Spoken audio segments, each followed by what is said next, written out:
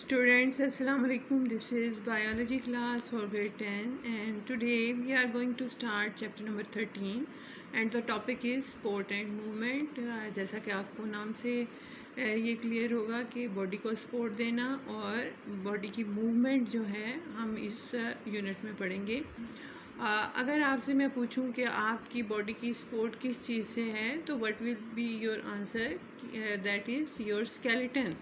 आपके अंदर बॉडी में जो फ्रेमवर्क है एक पूरी हड्डियों का, बोन्स का, that gives you supports and your muscles attach to these bones are for the movement of your body. अगर आप इन दो चीज़ों को अपनी बॉडी से निकाल दें तो आप कुछ भी नहीं है। स्केलेटन के बगैर आप कुछ नहीं कर सकते और इसी तरह मसल्स के बगैर भी आप कुछ नहीं कर सकते। Now we will start from the introduction, that is the organisms with greater sizes and need support to keep their body mass as one unit। यानी जो बड़े साइज़ के ऑर्गेनिज़म हैं जैसे इंसान हैं या बड़े बड़े जानवर हैं तो उनके एक अपनी बॉडी को कंपोज करने के लिए उन्हें एक सपोर्ट की ज़रूरत होती है। This is particularly true for the organism that live on land, और ये ज़्यादातर ज़मीन पे रहने वाले जानवरों के लिए ट्रू है।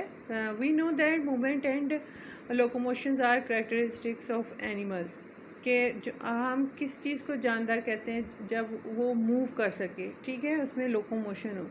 अब मूवमेंट क्या है? Movement is a general term meaning the act of changing place और पोजीशन बाय एंटायर बॉडी और बाय इट्स पार्ट, यानी एक जगह से दूसरी जगह बॉडी को लेके जाना, एक पूरे बॉडी को या कुछ हिस्सों को क्या कहलाता है? Movement. There are two types of movements, movements of body parts and locomotion, के बॉडी पार्ट्स की मूवमेंट और locomotion. Locomotion is a movement of animal as a whole from one place to another, यानी पूरा जैसे मैं एक side कमरे से चल के दूसरे कमरे में जाती हूँ, I am doing locomotion. But when I am writing or I am walking, I am just moving my hand and my legs. तो this is the difference between locomotion और मूवमेंट। मूवमेंट में पूरी बॉडी एक जगह से दूसरी जगह जाती है, लेकिन लोकोमोशन में और मूवमेंट में क्या है, हम बॉडी पार्ट्स को मूव करते हैं। In this chapter we will study human skeletal system which is primarily responsible for support and movement, यानी हम इस यूनिट में स्केलेटल सिस्टम यानी ढांचा जो है बॉडी का उसके मुतालिक पढ़ेंगे, जो कि फर्स्ट चीज़ है बॉडी की मूवमेंट के लिए और स्पोर्ट के लिए। Now we come to the human skeleton. Human का स्केलेटन क्या है? स्केलेटल सिस्टम और skeleton is defined as a frame of work of hard articulated structure that provide physical support, attachment for skeletal muscles and protection for the bodies of animal। ये यहाँ तक आप पूरी definition लिखेंगे उसकी स्केलेटल सिस्टम की, कि क्या है कि ये फ्रेमवर्क होता है सख्त और एक आर्टिकुलेटेड, एक बहुत तरतीब से लगे हुए स्ट्रक्चर्स हैं जो फिज़िकल सपोर्ट प्रोवाइड करते हैं और अटैचमेंट प्लेस करते हैं स्केलेटल मसल्स को, यानी मसल्स आपको पता है आपकी बोन्स पे ही अटैच हैं, और प्रोटेक्शन देते हैं बहुत सी bodies of animals like other vertebrates. Vertebrates वो होते हैं जिनकी बैकबोन होती है और इनवर्टिब्रेट्स वो होते हैं जिनकी बैकबोन नहीं होती। Like other vertebrates the human skeleton is on the inside of body and is called endoskeleton. आपको पता है, हमें खुद भी पता है, हमारा बॉडी जो हमारी फ्रेमवर्क ऑफ बोन्स है वो हमारी इनसाइड ऑफ द बॉडी है, इसलिए इसको एंडोस्केलेटन कहते हैं। In the living body, the skeleton is very much alive. Bones or cartilage are made of living cells, are also have nerve and blood vessel, यानी ये बोन्स और cartilage से मिला है। इनके अंदर लिविंग सेल्स होते हैं और इनके नर्व्स भी होती हैं और इसमें ब्लड वेसल्स भी होते हैं।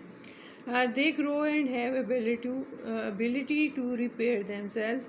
ये ग्रो करती हैं और इनमें एबिलिटी होती है कि वो खुद ब खुद ग्रो कर जाएं। आपको खुद भी पता है, कोई हड्डी टूट जाती है तो वो कैसे जुड़ जाती है? खुद ही, क्योंकि उसमें ग्रोथ होती है। Now we will discuss the role of skeletal system क्या the big function of skeleton systems are protection, कि ये प्रोटेक्शन करती है, सपोर्ट करती हैं और मूवमेंट में जो है हेल्पफुल है।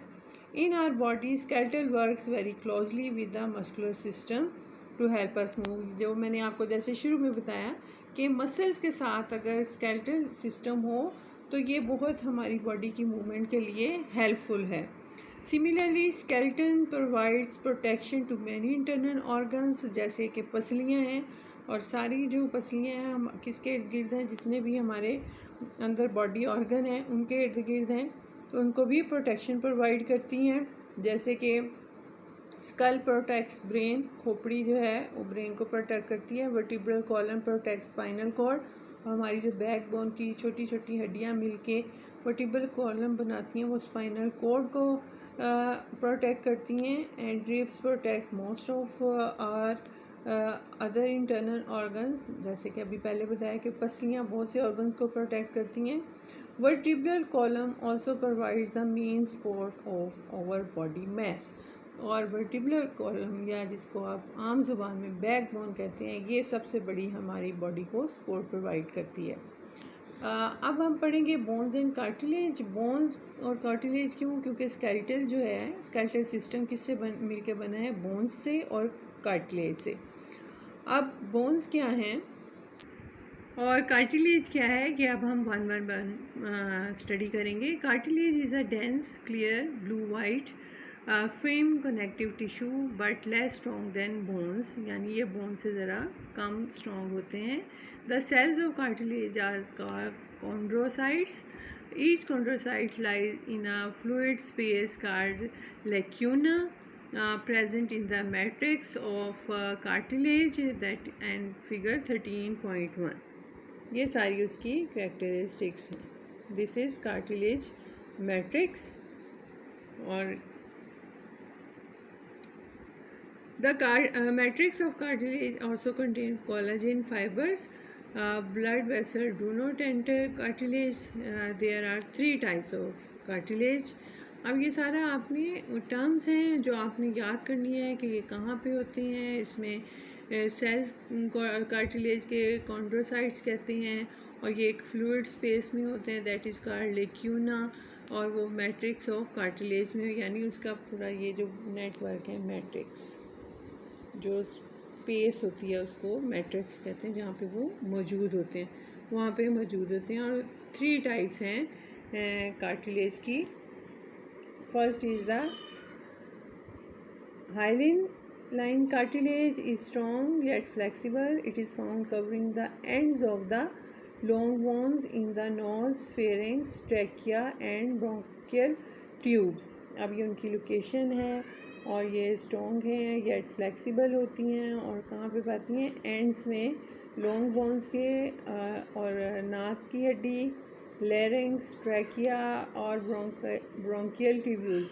और elastic cartilage is a similar in structure to hyaline cartilage. It is also quite strong but has elasticity due to network of elastic fibers.